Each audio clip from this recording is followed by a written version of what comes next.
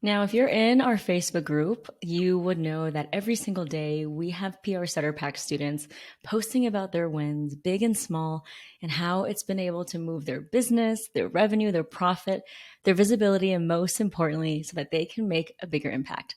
So, in this episode, I am sharing the 5 things that all of my top students and clients have in common.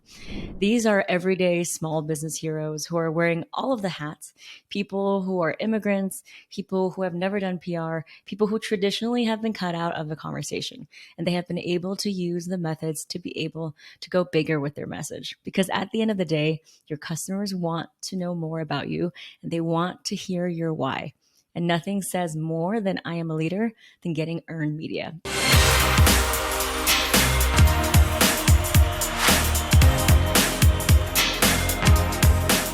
Let's dive right into it. So, number one, the thing that all of my clients and students have in common that have really gotten them continued ROI from their organic PR is that they leverage social media. I know it sounds really simple and kind of obvious, but what I mean by social media is that they're not just spending hours on reels and doing things kind of in a way that's not working smarter but harder. What I mean is they use PR as their main strategy, but they also supplement with social media, and they use social media to be able to connect with journalists. Remember, it's a long-term relationship that you're building. Even if you can get on the journalist radar and prove to them that you are a reliable source, there's no limit to the amount of places that you can be featured. A journalist is probably going to go back to you time and time again because now you've gotten in with them and they know that you are a credible source, right? So that's really what social media allows you to do. It allows you to follow up. It allows you to turn on your notifications on Twitter or LinkedIn so that when that coveted journalist who writes for that dream publication publishes something, you'll be able to go in and comment and nurture. Kind of like you would do in sales, right? You would have leads. It's all about increasing the number of touch points. And journalists love to know that the people who are pitching them are not only doing it in a self-serving way, but that they actually care about the writing that they're doing, because that's what journalists do. They are writers. They cover stories. They share real life insights, right? So that's what I mean by using social media. I'll give you an example as well for another way you can leverage social media.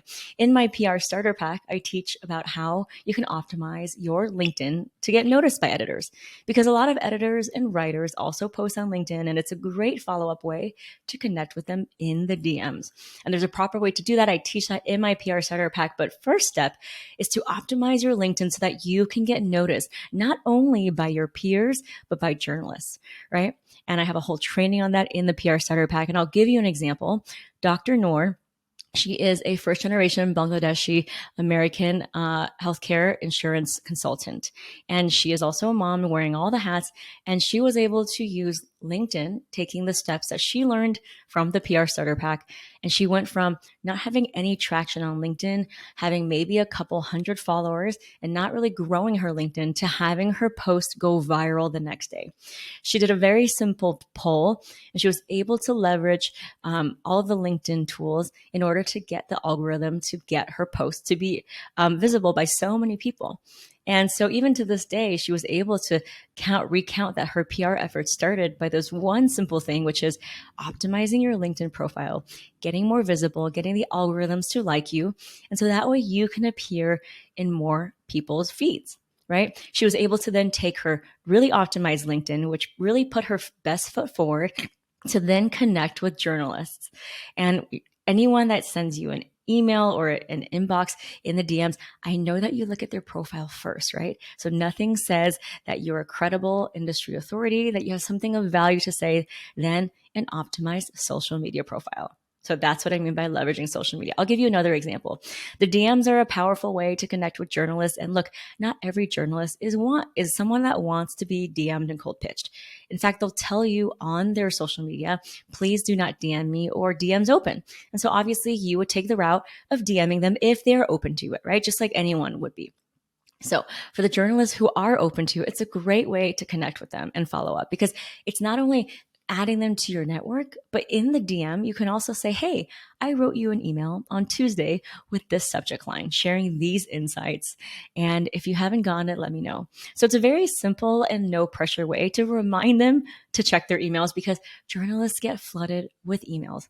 And it's all about reminding them that you were able to give them value in a pitch and for them to just open it, right? So that's what it does. It increases your open rates, because if journalists don't open your email, then your pitch is really no good. Tanisha, who is one of our earliest starter pack founders, she was in our PR starter pack years ago, I think 2 years ago when we just launched it. And she was just building her company. She was crowdfunding. So she didn't have any investors. She didn't have a physical space for her business. And her website was like pending. It was like waitlist. She was barely launched. And she was able to use social media to turn various rejections into an incredible full-length feature story about her and her story on Shape magazine. To this day, she says that was the most powerful story that most accurately represents her authenticity. Now, this happened because she went through the starter pack. She was able to do the DM follow-ups. And one of the people she DM'd actually refused and said, this is not for me right now, but thank you for sending. Now, my scrappy founders in the PR starter pack, they have tenacity and they have perseverance. So what did Tanisha do? She went in and said, thank you so much for receiving this message. I really appreciate it. I totally understand that the story is not for you right now, but do you have anyone that you know who might be covering a story of the sort? And that was how she was able to get connected with someone else. And so one thing led to another, and connections after connections, she was able to land 20 plus pieces of media within 30 days. I always say this, it only takes that one yes. It's a numbers game. And once you get that one yes, you'll be amazed at the domino effect, because press begets press.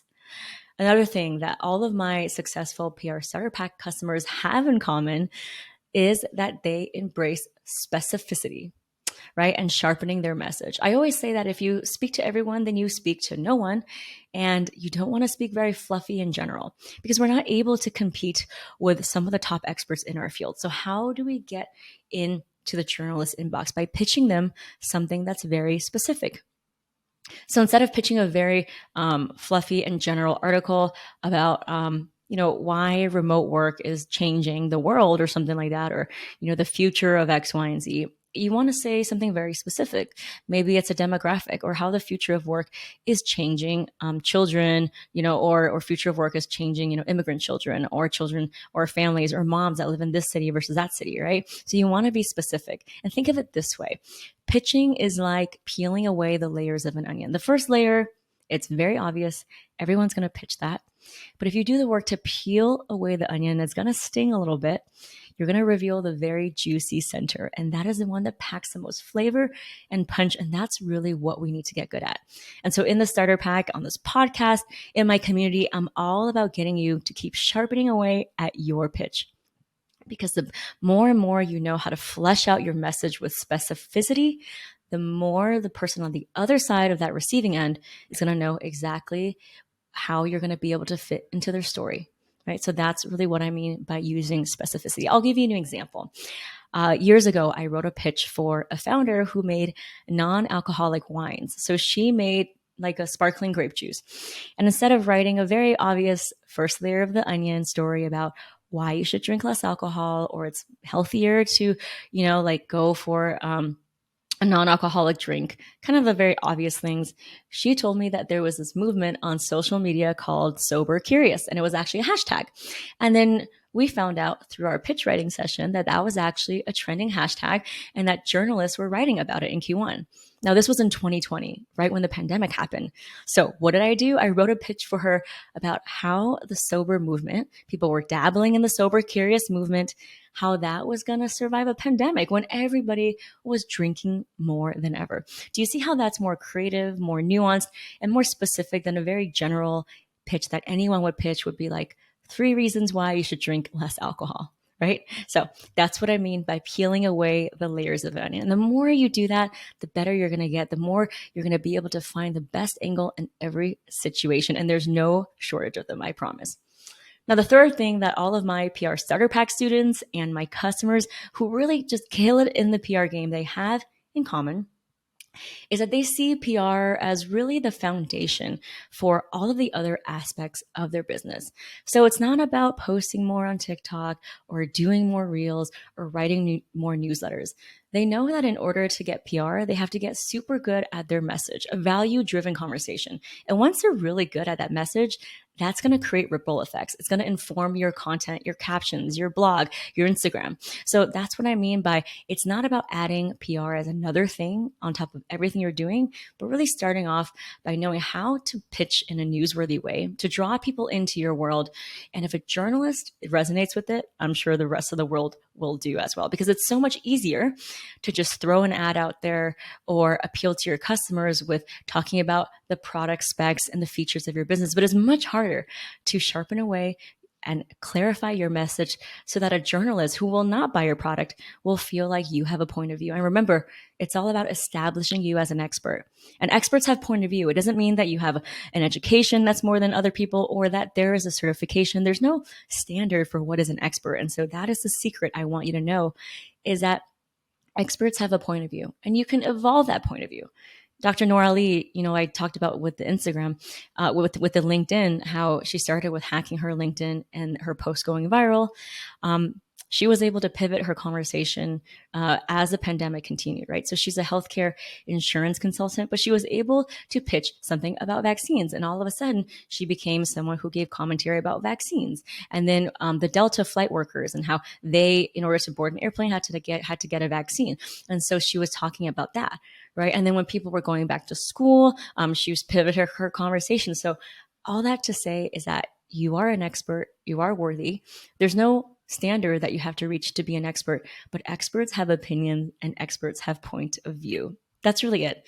And as you know, my CPR method, which is the framework that I teach to thousands of founders about how to get featured, CPR stands for credibility, point of view, and relevance. It's the structure of the pitch I teach in my masterclass and in the PR starter pack.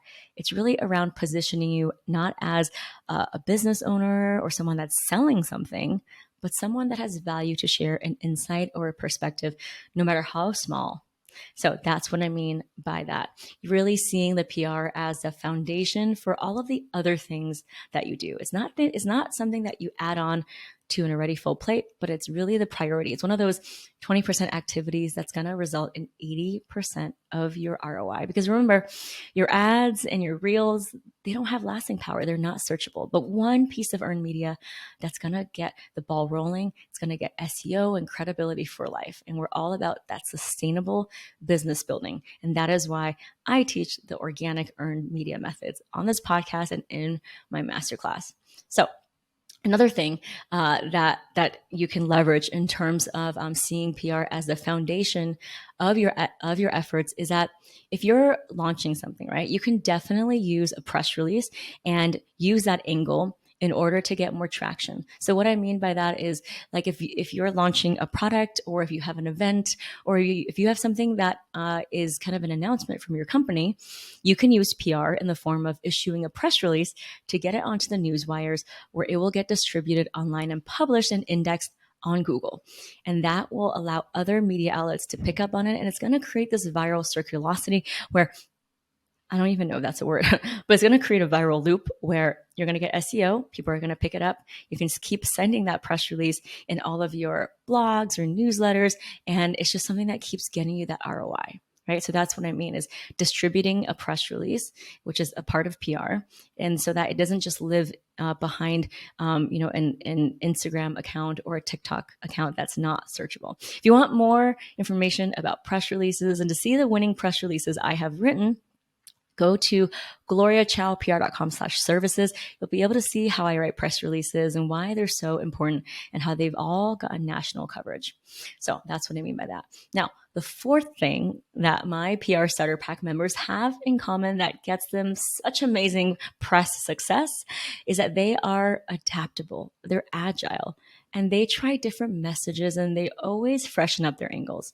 So here's the thing about pitching, right? I really see it as kind of a revolving baggage claim. At the airport when you arrive, so there's going to be bags that get picked up, Maybe if your bag won't get picked up on the first time, but people will come and they'll slowly pick up all the bags. You don't know when they're going to get picked up, but it just keeps going round and around eventually until it gets picked up. So that's really what I mean is you want your baggage on the baggage claim conveyor belt so that it can keep rotating and you never know when it's going to get picked up, right? So that's what I mean by that. There's always different angles, there's different needs, there's different audiences who are dying to hear from you. So just because you pitch something to one outlet and it's not a fit doesn't mean that you can't pitch to the other outlets, right? Journalists are not going to get super upset if you pitch multiple people at an outlet. They're busy. They have a lot of other things to worry about than cross-checking who pitched who. So again, that's another fear that a lot of founders have is, oh my God, I pitched this one person, but you have no idea what journalist inbox look like. It is flooded with pitches from people from around the world and even with PR agencies that are aggressively pushing their client stories. So get in there and don't be afraid. It's all about planting those seeds and making sure that you nurture that because you never know when the seeds will bear fruit, right? I'll give you an example of what I mean by trying different angles and being agile. So Dr. Ross, who is a dermatologist and he also is an inventor of a physical product, he pitches stories year round about dermatology and skin. Now you might think, top layer of the onion, it could be about skincare tips in the summer, right? Because he lives in Texas. But no, he was on the podcast and told me he got 20 to 30 pieces of media because he pitches all year round. It's a system that he just incorporates into his business like bookkeeping or posting on social media. It's just something that he does every single week because he's always planting the seeds and it always ends up sprouting. He doesn't know when, but they keep on sprouting. So I'll give you an example of what I mean by different angles. Instead of just pitching skincare angles or summer SPF or winter skin protection, he told me that he actually pitched and got featured around Halloween. Now you might think, what does Halloween have anything to do with the dermatologist? Well, he said that all the candy that we were eating was wreaking havoc on our skin. And that is a creative angle that he was able to pitch and get featured. So that's SEO, that's traffic, that's audience building all year round so that he gets that continued ROI on media, right? So the world is your oyster if you can think creatively about how you can draw points of relevance and people into your world. So you really have to think creatively and be in that abundance mindset because there's really no shortage of opportunities. It's not like once you get featured, you're done. In fact, every single person who has gotten featured in the starter pack, it's that first domino and then it just gets more and more and more press. I'll give you another example about adapting your pitch and being agile.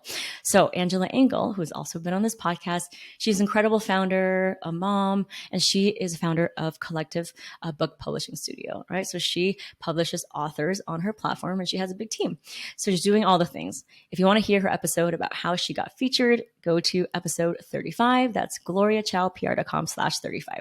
So you might think that she only pitches stories about books and publishing. But no, she told me that she also got into Parents Magazine and a lot of female founder podcasts about her journey navigating the publishing world and being a mom and wearing all the hats. So you have a right to pitch any angle, but just remember that for every angle that you pitch, you want to be a part of the solution, right? How can you inspire people? How can you give people some insight of some perspective?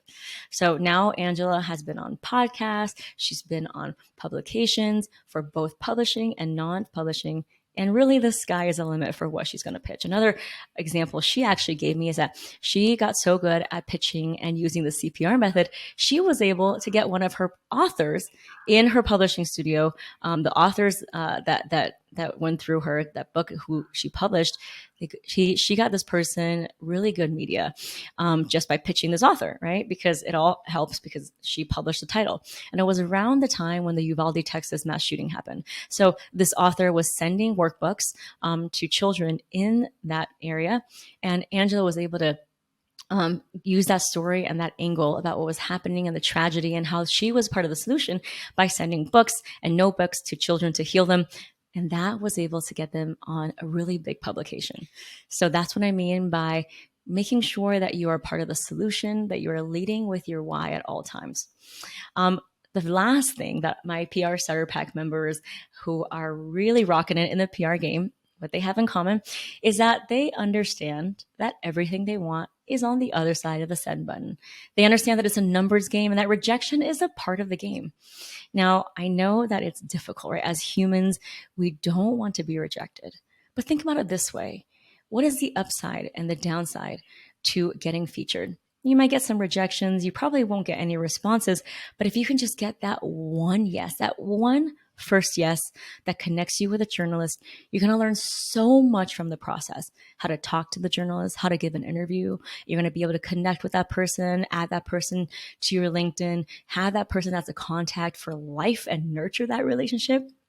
And you're going to be able to pitch them over and over again. So for me, the upside of pitching is 10, 20, 100 times greater than any rejection that you will ever receive, right? I think the media and PR and ad industry has told us for decades that only they have access to the media, right? Only they hold the keys because they know these journalists. But guess what? I built an entire business without knowing any journalists, and the diverse founders in my community, they don't know any journalists, right? They're people wearing all the hats. They're immigrants. They're moms. They're doing all the things. They definitely are not going to fancy networking hours. And just like me, they were never a part of the Cool Kids Club. And they've been able to get featured hundreds of times in all the publications. So that goes to show you that journalism is not dead, and that people who are writing for publications are not just looking to interview the Elon Musks of the world, right? They need your perspective, your knowledge.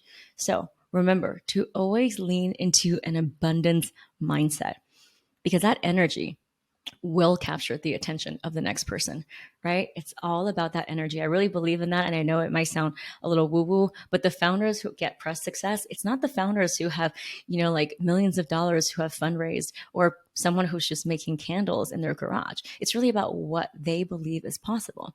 And they just know that the rejection and testing your message and getting it out there is just a part of the process.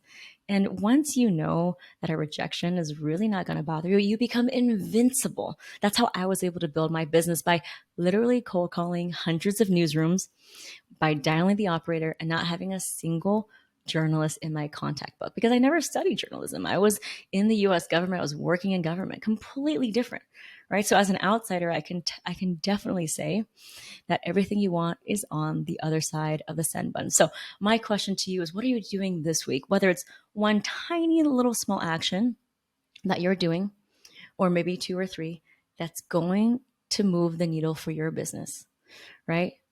What is that one thing? Because all it takes is just that one yes. And trust me, it's around the corner, a lot closer than you think. Now, if you know anyone who could benefit from what you've heard on this podcast and the tips that I share, whether it's the interviews with journalists, please, please, please rate and subscribe to this podcast so that more founders just like you can get the benefit of listening to our podcast. I so appreciate you being here week after week, and I really look forward to hearing from you. The show notes are below, and you know exactly how to join my community, and I cannot wait to meet you. Take care.